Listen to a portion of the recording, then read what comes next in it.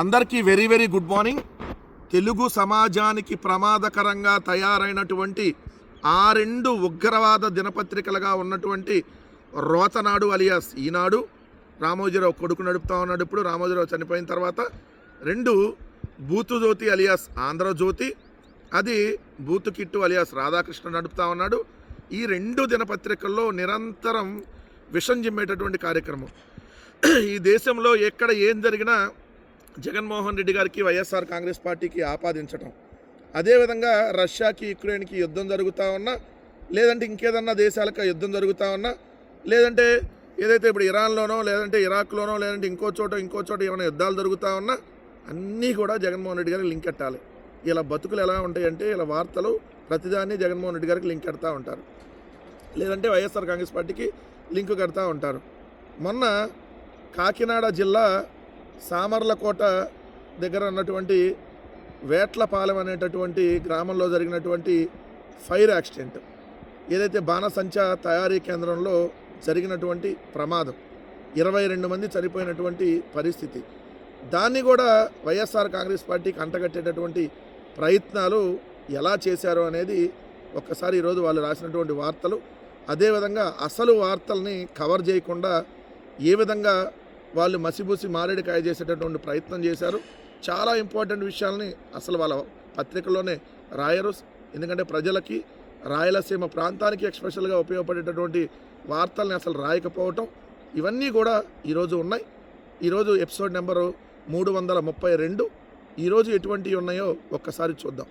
అదేనండి, TV5 chairman, మన దురదృష్టం కొద్దీ తిరుమల తిరుపతి దేవస్థానానికి చైర్మన్గా ఈ చంద్రబాబు నాయుడు నియమించినటువంటి ఏదైతే PR నాయుడు అలియాస్ బరి తెగించినటువంటి రంకు నాయుడు, బూతు రోత నాయుడు అన్నా కూడా తప్పులేదు. సో ఇలాంటి వ్యక్తిని TTD చైర్మన్ 5 సంవత్సరాల పాటు తిరుమల తిరుపతి దేవస్థానానికి నేను వెళ్ళలేదు, జగన్మోహన్ రెడ్డి గారు ముఖ్యమంత్రిగా ఉన్నారు కాబట్టి నేను తిరుమల వెంకటేశ్వర స్వామిని వెలివేశానని చెప్పినటువంటి దుర్మార్గుడైనటువంటి ఈ BR నాయుడుకు సంబంధించినటువంటి అక్రమ సంబంధాలు వరుసగా ఒక్కొక్కటి బయటకు వస్తున్నటువంటి నేపథ్యంలో నిన్న వచ్చినటువంటి కొన్ని ఫోటోలు, అదేవిధంగా వీడియోలు, ఒక మహిళతో అతను ఏదైతే వంటగదిలో ఆ మహిళని వాటేసుకొని ఆమెతో జరుపుతున్నటువంటి సంభాషణ బయటకు వచ్చింది. అలానే షిరిడి ఎయిర్పోర్ట్లో ఆయన ఆ మహిళతో ఏదైతే ఫ్లైట్ దిగి వెళ్తున్నటువంటి, అదేవిధంగా మళ్ళీ అక్కడ ఫ్లైట్ ఎక్కడానికి వెళ్తున్నటువంటి 2 సందర్భాల్లోని ఫోటోలు, ఇవన్నీ నిన్న బయటకు వచ్చిన తర్వాత ఏదైతే మొత్తం ఎంటైర్ సోషల్ మీడియాతో పాటు అందరూ కూడా ఇలాంటి వ్యక్తికి TTD చైర్మన్ ఇస్తారా, ఒక బాధ్యత లేనటువంటి వ్యక్తికి ఇస్తున్నారు మీరు. ఏదైతే ఇలాంటి అంతకుముందు పృథ్వీ అనేటటువంటి ఒక సినిమాకి సంబంధించినటువంటి నటుడు SVBC ఛానల్ చైర్మన్, అతనికి SVBCకి సంబంధించినటువంటి చైర్మన్ పదవి ఇస్తే అతను ఫోన్లోనే వెనక నుంచి వాటేసుకుంటే తప్పులేదు అని ఫోన్లోనే మాట్లాడితే అప్పటి జగన్మోహన్ రెడ్డి గారి ప్రభుత్వం అతన్ని తప్పించేసింది ఆ పదవి నుంచి. మరి ఇతను డైరెక్ట్గా ఇతను వీడియోలు ఫోటోలే వస్తే ఇతన్ని ఎందుకు తప్పించరో, రాజీనామా చేయాలని చెప్పి డిమాండ్ వచ్చినటువంటి నేపథ్యంలో నిన్న అతను ప్రెస్ ముందుకు వచ్చి మరొకసారి దొరికిపోయి, అదేవిధంగా బెదిరించేటటువంటి ధోరణి, ఆల్రెడీ అడ్డంగా దొరికిపోవటం, దాన్ని సమర్థించుకుంటూ తప్పేంటి, ఆ వీడియోలో ఉన్న తప్పేంటి, నేను ఆ మహిళతో అలా ఉంటే తప్పేంటి, మీకు వచ్చిన నొప్పేంటి అని నిన్న మాట్లాడినటువంటి మాటలు. అదేవిధంగా అందరి మీద కేసులు పెట్టి లోపలేపిస్తా, చంద్రబాబు నాయుడు ఉన్నాడు, మీ అందరి మీద కేసులు పెడతా, ఆల్రెడీ కేసులు కూడా ఫైల్ చేసినటువంటి పరిస్థితి. మదనపల్లిలో, అదేవిధంగా పొంగనూరులో, హైదరాబాద్లో కూడా కేసులు పెట్టారని చెప్పి ఆల్రెడీ ఇక్కడ పత్రికల్లో వచ్చినటువంటి వార్తలు. దానికి సంబంధించి చూస్తే వారి భాగవతం బయట పెడుతున్నానని నాపై డీప్ ఫేక్ వీడియో కుట్రలని చెప్పాడు. నువ్వేం చెప్తున్నావు? నిన్న ఉదయం ఏమో నువ్వు ట్విట్టర్లో పెట్టింది డీప్ ఫేక్ వీడియో అని పెట్టావు, అంటే ఏ వీడియో అని. నిన్న మధ్యాహ్నం ప్రెస్ మీట్లో ఏం చెప్పావు? అవును, ఆ వీడియో మొత్తం నిజం కాదంటలేదు, ఆ వీడియోలో కొంచెం మాత్రం ఎడిట్ చేశారు, ఆ వీడియో మొత్తం నిజమే, ఆ మహిళకి నాకు ఆ కుటుంబానికి 30 ఏళ్ళ నుంచి సంబంధం ఉందని చెబుతున్నాం. 30 ఏళ్ళ నుంచి ఆ కుటుంబం, ఆ ఫ్యామిలీ ఈ ఫ్యామిలీకి పరిచయాలు ఉన్నాయంట, సో వాళ్ళ ఇంటికి వీళ్ళు వెళ్తారు, వీళ్ళ ఇంటికి వాళ్ళు వస్తారు, తప్పేంటి అంటున్నాం. అంటే పక్కింటి మహిళలు, అదే పక్కన మీ ఫ్రెండ్కి సంబంధించిన ఫ్యామిలీ ఫ్రెండ్స్ ఇళ్ళకి వెళ్ళి భర్త లేనటువంటి సందర్భంలో భార్యతో కౌగిలించుకొని ముచ్చట్లు చెప్తూ ఉంటే తప్పేంటి అని అంటున్నావా? సిగ్గుందా గలీజ్ నాయుడు అలియాస్ BR నాయుడు? నీ పేరు బిఆర్ నాయుడు కాదు, గలీజు నాయుడు. నీలాంటాడు తిరుమల కొండెక్కడానికి అర్హత లేదు. తిరుమల చైర్మన్గా కాదు, కొండెక్కడానికి నీలాంటాడికి అర్హత లేదు. ఆ 7 కొండల పరిధిలో నీలాంటి వాడి నీడ పట్టడానికే అర్హత లేదు నీకు. ఎందుకంటే అంత దుర్మార్గుడు నువ్వు. తప్పేంటని అడుగుతున్నావా? అంటే ఫ్రెండ్స్ భార్యల్ని షిరిడీ తీసుకెళ్తే తప్పేంటి, ముంబై తీసుకెళ్తే తప్పేంటి, బెంగళూరు తీసుకెళ్తే తప్పేంటి, గోవా తీసుకెళ్తే తప్పేంటి, వాళ్ళతో సన్నిహితంగా ఉంటే తప్పేంటి అని అడుగుతున్నావు. ఇంతకంటే సిగ్గు నీతిమాలిన చర్య ఇంకోటి ఏమన్నా ఉందా? దానికి సంబంధించి నిన్న ఆ ప్లేటు మూర్తి అలియాస్ TV5 మూర్తి తెలుసు కదా మీకు, ప్లేటు మూర్తి అంటారు.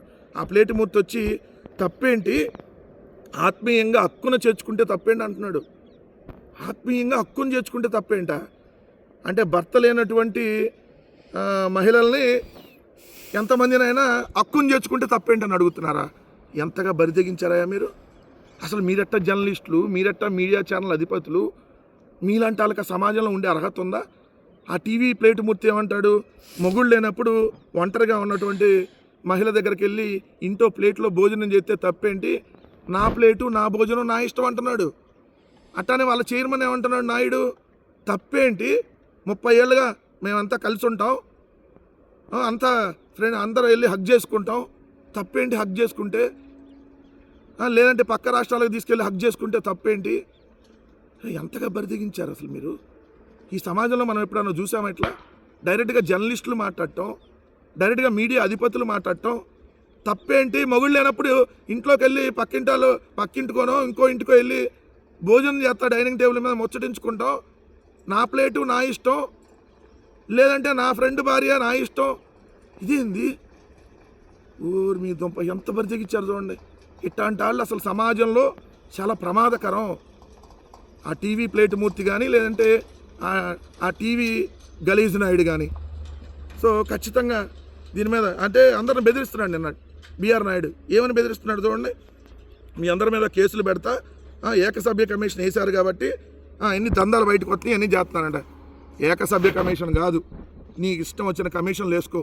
ఓ పని చేయి, నీ వీడియో మీద నీకు సంబంధించినటువంటి వ్యవహారాల మీద ఏకసభ్య కమిషన్ 60 శ్రీధర్ చేద్దామా, లేదంటే ద్విసభ్య కమిషను ఏదైతే మన ఎన్నాడు కదా మీ తిరుపతికి సంబంధించి ఏదైతే కిరణ్ రాయలతోనో అదే, లేదంటే తిరుపతికి సంబంధించి అదే ఉమ్మడి చిత్తూరు జిల్లాకు సంబంధించినటువంటి ఆదిమూలంతో ఇద్దరితో కలిపేద్దామా ద్విసభ్య, లేదంటే త్రిసభ్య కమిషన్ వేసి కోనేటి ఆదిమూలము, లేదంటే కిరణ్ రాయలు, లేదంటే మన 60 శ్రీధరు, ఈ ముగ్గురిని కలిపేద్దాం త్రిసభ్య కమిషను.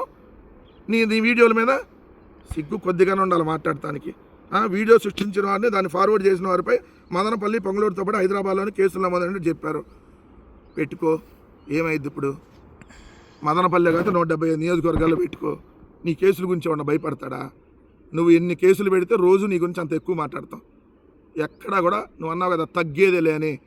నువ్వు నీ అక్రమ వ్యవహారాల్లో నువ్వు తగ్గేదే లేదేమో, మేము నీ అక్రమ వ్యవహారాలను బయట పెట్టడంలో మేము కూడా తగ్గేదేలే అని చెప్పి మరోసారి స్పష్టం చేస్తూ ఉన్నాం మిస్టర్ బిఆర్ నాయుడు అలియాస్ బూతు రోత నాయుడు. ఈరోజు ఆంధ్రజ్యోతిలో బ్యానర్ ఐటంలో చూస్తే ప్రధానంగా కన్నీరు మున్నీరు, బాణసంచా పేలుడులో 23కు చేరిన మృతులు, కాకినాడ జీజీహెచ్లో మరో 2 మృతి, మరో 3 పరిస్థితి విషము, 8 మంది కార్మికులు పనిచేసేందుకు అనుమతి కానీ 40 మంది కూలీలతో పని, ప్రమాద స్థలిని పరిశీలించిన మంత్రులు, బాణసంచా కేంద్రంలో వైసీపీ కరపత్రాలు, స్థానిక వైసీపీ ఎంపీపీ పాత్రపై విచారణ అని రాశారు. కన్నీరు మున్నీరు, బాణసంచా ప్రమాద ఘటనలో 23కు చేరిన మృతులు అని చెప్పి పెట్టి అనుమతి 8 మందికే ఉంటే వాళ్ళు ఏదైతే 40 మంది అలా అక్కడ పనిచేస్తున్నారని. ఈనాడు పేలుడు ఘటనపై బాధ్యులందరిపైన చర్యలు, బాణసంచా వ్యాపారంలో వైకాపా నేత లింకులపైన విచారణ, బాధిత కుటుంబాల ఇళ్లకు వెళ్ళి చెక్కులు అందజేసిన మంత్రులు. ఈ ఘటనలో యజమాని నిర్లక్ష్యము, అధికారుల పర్యవేక్షణ లోపం ఉన్నాయి. ఈ బాణసంచా వ్యాపారంలో స్థానిక వైకాపా నేత పెట్టుబడులు ఉన్నట్టు కొంతమంది చెబుతున్నారు. ఇదివరకు వీరిద్దరూ కలిసి వ్యాపారం చేశారు. అప్పుడు ప్రమాదం జరిగి ఆ నాయకుడు జైలుకు వెళ్ళాడు. పేలుడు జరిగిన ప్రాంతంలో మాజీ సీఎం జగన్ కరపత్రాలు ఎక్కువ కనిపిస్తున్న అనుమానాలకు తావునిస్తుందని చెప్పి వాళ్ళిద్దరూ రాసినటువంటిది. ఒకటి నేను క్లియర్గా ఈ ప్రభుత్వాన్ని కానీ మంత్రులను కానీ కొద్దిగా మీకు సిగ్గు శరం ఏమన్నా ఉందా? ఈ రాష్ట్రంలో ఈ దేశంలో ఏం జరిగినా, తిరుమలలో తొక్కిసలాట జరిగినా వైఎస్ఆర్ కాంగ్రెస్ పార్టీకి అంటగట్టే ప్రయత్నం చేశారు. ఆ రోజు మీరు కాశీబొగ్గులో జరిగితే ప్రైవేట్ ఆలయం మాకేం సంబంధం అంటారు. ఈరోజు ఇక్కడ పేలుడు జరిగితే అక్కడంటే వైకాపా కరపత్రాలు ఉన్నాయంట. ఇది జగన్మోహన్ రెడ్డి గారికి సంబంధించి మా నమ్మకం నువ్వే జగన్ అనేటటువంటి కరపత్రాలు ఏమున్నాయంట. అక్కడ ఈనాడు ఆంధ్రజ్యోతి దినపత్రికలు కూడా ఉన్నాయనుకో, దానికి రామోజీరావుకి లింక్ ఉంటుందా? ఈనాడు దినపత్రికలకు సంబంధించిన కరపత్రాలు ఉన్నాయనుకో, లేదు ఆంధ్రజ్యోతి దినపత్రికకు సంబంధించినటువంటివి ఉన్నాయనుకో, పేపర్లు ఉన్నాయనుకో, అక్కడ బాణసంచా తయారీ కేంద్రంలో పేపర్లు అవసరం అవుతాయి కదా, దానికి సంబంధించి ఏదైనా కరపత్రాలు ఉన్నాయి అనుకోండి. లేదు బీజేపీ వాళ్ళకి సంబంధించిన కరపత్రాలు పోయిన ఎన్నికలప్పుడు ఏమైనా మిగిలినవి ఏమైనా పడేసి ఉంటారు కదా, సో ఎక్కడన్నా ఏమైనా ఉన్నాయి అవన్నీ అక్కడ ఉన్నాయి అనుకో, దానికి వైకాపా నేతకి లింక్ లేదా? అంటే అసలు మీకు బోడిగుండికి మోకాలికి లింక్ ఎట్టేయాలి. ప్రతిదాన్ని వైఎస్ఆర్ కాంగ్రెస్ పార్టీకి అంటగట్టాలి. మీ చేతగానితనాన్ని, మీ నిర్లక్ష్యాన్ని, వ్యవస్థలో లోపాలని కప్పిపుచ్చుకోవాలి. గడిచిన అక్టోబర్ 2025లో అక్టోబర్ 8 అనుకుంటా 10 మంది చనిపోయారు ఇక్కడ, దీనికి 27 కిలోమీటర్ల దూరంలో. మీరు ఇప్పటివరకు ఎవరి మీద యాక్షన్ తీసుకున్నారు? ఏమని తేల్చారు దానికి సంబంధించి మీరు? ఇప్పుడు కూడా ఇక్కడ చూడండి, యజమాని నిర్లక్ష్యము అని రాశారు. 15 కిలోల బాణసంచా తయారీకి అనుమతి ఉంటే 800 కిలోలు పెట్టారంట అక్కడ. 800 కిలోలు. అధికారులు ఏ గుడ్డిగాడికి పళ్ళు తవ్వుతున్నారు? 15 కేజీలు ఎక్కడ, 800 కేజీలు ఎక్కడ? అంటే ఎన్ని వందల రెట్లు అధికంగా అక్కడ తయారు చేస్తూ ఉన్నారు. మీరే చెబుతున్నారు. మళ్ళీ అక్కడ చూస్తే లోపలికి వెళ్తే పేరు కోసం ఆరాటం, ప్రాణాలతో చెలగాటం.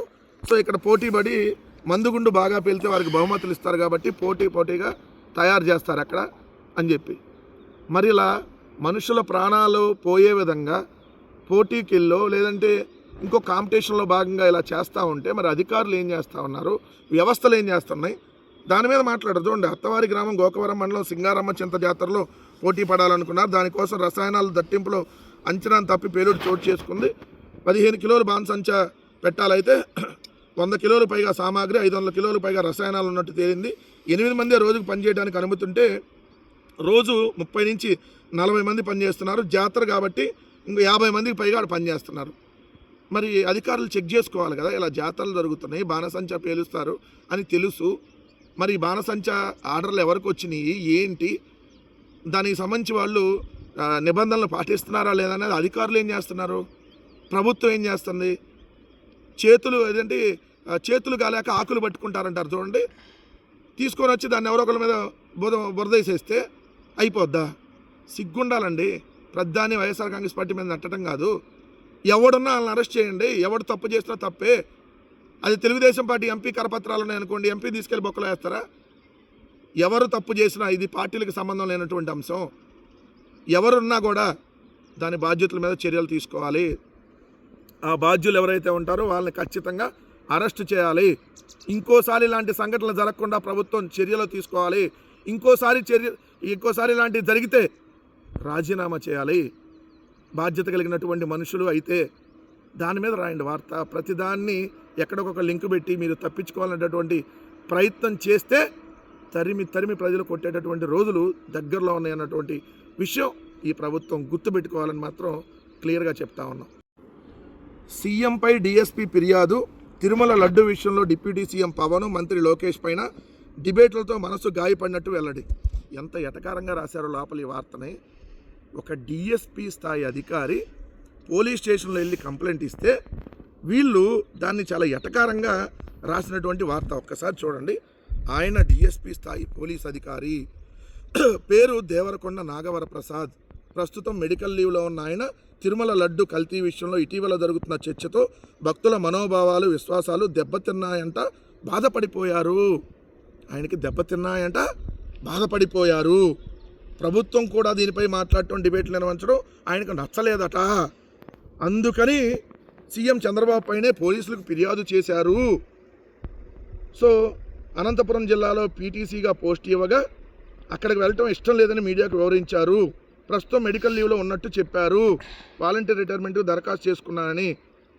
అసలు తిరుమల లడ్డూలో పంది కొవ్వు, గుడ్డు కొవ్వు, చేప నూనె, రసాయనాలు, బాత్రూంలో యాసిడ్ అని చెప్పి మనిషి పుట్టక పుట్టిన ఎవ్వడో మాట్లాడినటువంటి మాటలని సిగ్గు లేకుండా ముఖ్యమంత్రి స్థాయిలో ఉన్మాదిలాగా మాట్లాడి ఉప ముఖ్యమంత్రి 1,00,000 లడ్డులు తయారు చేసి పంది కొవ్వుతో అయోధ్యకు పంపారని చెబితే 140 కోట్ల హిందువుల మనోభావాలు దెబ్బతింటే దాంట్లో ఒక పోలీస్ అధికారి వెళ్ళి కంప్లైంట్ చేస్తే మీకు అంత ఎటకారంగా ఉందా వార్త? బాధపడిందంట, గాయపడిందంట, మనసు నచ్చలేదట, ఫిర్యాదు చేశారు, ఇలా రాశారు కదా. మీకు ఆనందంగా ఉంటుందేమో. పంది కొవ్వు అంటే ఆ ఆంధ్రజ్యోతి, ఆ ఈనాడుకి పంది కొవ్వు అంటే సమ్మగా ఉంటుందేమో, చక్కగా ఉంటుందేమో. ఎందుకంటే పంది కొవ్వు, గొడ్డు కొవ్వు తిని బతుకుతున్నారేమో మీరు. ఎందుకంటే ఒక లడ్డూలో, పవిత్రమైనటువంటి లడ్డూలో ఈ విధంగా ఉన్మాదంగా మాట్లాడితే ఒక అతను వెళ్ళి కంప్లైంట్ ఇస్తే దాన్ని కూడా మీరు ఈరోజు తప్పుగా పడుతూ ఎటకారంగా వార్త రాస్తారా? ఏమయ్యా ఆంధ్రజ్యోతి రాధాకృష్ణ, కడుపుకి అన్నం తింటున్నావా, లేదంటే రసాయనాలు, గొడ్డు కొవ్వు, పంది కొవ్వు, చేప నూనె, బాత్రూంలో యాసిడ్ తిని బతుకుతున్నారా మీరు? ఈ వార్త రాసినటువంటి వాడిని అడుగుతా ఉన్నా, ఇంత బలుపా మీకు? ఇంతగా తెగించారా? ఇది పోయే కాలం దగ్గరకు వస్తేనే ఇలాంటివి రాస్తారు మీరు. అదే జగన్మోహన్ రెడ్డి గారి హయాంలో ఏదన్నా ఒక చిన్న కంప్లైంట్ ఒక కానిస్టేబుల్ వెళ్ళి ఇచ్చాడు అనుకోండి, మెయిన్ పేపర్లో వేసి ప్రభుత్వంపై తిరగబడ్డ కానిస్టేబుల్, ప్రభుత్వంపై అదే జగన్ పైన కేసు పెట్టమన్న కానిస్టేబుల్, షబాష్ కానిస్టేబుల్, నువ్వు మగాడివిరా, అసలు దమ్మున్న కానిస్టేబుల్ అని రాసేవాళ్ళు. ఇప్పుడు ఒక డిఎస్పి వెళ్ళి కంప్లైంట్ ఇస్తే ఎంత ఎటకారంగా వార్త రాశారో చూడండి. అంటే వీళ్ళకి పంది కొవ్వు, గొడ్డు కొవ్వు కలవాలి, దేవుడు ఇది అపవిత్రం చేయాలని వీళ్ళ ఆలోచన, వీళ్ళ మనసే ఎంత. అందుకనే ఇలా బరితెగించి రాస్తున్నటువంటి వార్తలు ఖచ్చితంగా ఈ రెండు దినపత్రికలని ఏదైతే బొందబెట్టే రోజు అతి దగ్గరలో ఉందన్న విషయం మాత్రం గుర్తుపెట్టుకోమని చెప్తా ఉన్నా. ఇది చాలా ఇంపార్టెంట్ అయినటువంటి వార్త, కానీ ఆ రెండు దినపత్రికల్లో దీనికి సంబంధించినటువంటి వార్తే లేదు. ఏంటిదంటే రాయలసీమ ఎత్తిపోతల పథకానికి సంబంధించినటువంటి వార్త. ఎందుకంటే రాయలసీమ ఎత్తిపోతల పథకం ఒక ఇన్సూరెన్స్ లాంటి ప్రాజెక్టు, మన వేలితో మన కంటినే చంద్రబాబు నాయుడు పొడుస్తూ ఉన్నాడని చెప్పి నిన్న గ్రేటర్ రాయలసీమ రౌండ్ టేబుల్ సమావేశం జరిగితే దాంట్లో వైఎస్ఆర్ కాంగ్రెస్ పార్టీ జిల్లా అధ్యక్షులు, మాజీ మంత్రులు, మాజీ ఎమ్మెల్యేలు, ఏదైతే వైఎస్ఆర్ కాంగ్రెస్ పార్టీకి సంబంధించినటువంటి ఎమ్మెల్యేలు, ఎంపీలు, వీళ్ళందరూ, మాజీ పిసిసి అధ్యక్షుడు వైఎస్ఆర్ కాంగ్రెస్ పార్టీ, ప్రస్తుతం వైఎస్ఆర్ కాంగ్రెస్ పార్టీలో ఏదైతే ఇప్పుడు రాయలసీమ లిఫ్ట్ సాధన కోఆర్డినేటర్గా ఉన్నటువంటి సాకే శైలజానాథ్ గారు, ఇలా అందరూ నిన్న పార్టిసిపేట్ చేసి రౌండ్ టేబుల్ సమావేశంలో కీలకంగా సజ్జల రామకృష్ణారెడ్డి గారు, ఎంతమంది నిన్న పార్టిసిపేట్ చేసి ఆ రాయలసీమకి చంద్రబాబు నాయుడు గారు చేస్తున్నటువంటి అన్యాయాన్ని, ఏదైతే రేవంత్ రెడ్డితో కుమ్మక్కయ్యి రేవంత్ రెడ్డి చెప్పాడని చెప్పి రాయలసీమ లిఫ్ట్ ఇరిగేషన్ని ఆపేయటం, దాదాపు 80% పూర్తయినటువంటి ప్రాజెక్ట్ని, ఏదైతే ఆ ప్రాజెక్ట్ నిర్మాణాన్ని చేపట్టకుండా ఆపేయటం, వీటన్నిటి మీద నిన్న అన్యాయాన్ని ప్రతిఘటించలేని ప్రభుత్వం ఎందుకు అని చెప్పి నిన్న YSR Congress party round table సమావేశం పెడితే ఆ రెండు పత్రికలో దీనికి సంబంధించిన వార్త ఇంచిత్ లైన్ కూడా ఇలా. అంటే ఇది సమాజానికి ఉపయోగపడేది. వీళ్ళు సమాజానికి, ప్రజలకి ఉపయోగపడేటటువంటి వార్తల్ని ఏ రోజు రాయరు. ఎవరన్నా మనోభావాలు దెబ్బతిని కంప్లైంట్ ఇస్తే డిఎస్పీ స్థాయి అధికారి నిన్న ఎటకారంగా వాళ్ళు రాసినటువంటి వార్త. ఇలా రాయలసీమ ప్రాంతానికి మణిహారం లాంటి రాయలసీమ ఎత్తిపోతల అంటే రాయలసీమ లిఫ్ట్ ఇరిగేషను దాదాపుగా 101 టీఎంసీలు శ్రీశైలం నుంచి మనం దాదాపుగా 800 అడుగుల నుంచి తీసుకోవడానికి అవకాశం ఉన్నటువంటి ప్రాజెక్టుకు సంబంధించినటువంటి దాని మీద రౌండ్ టేబుల్ సమావేశం జరిగితే అసలు వార్తే వాళ్ళు వేయలేదంటే ఎంత దుర్మార్గం ఈ రెండు దినపత్రికలు అనేది మిమ్మల్ని గమనించమని చెప్తా ఉన్నా.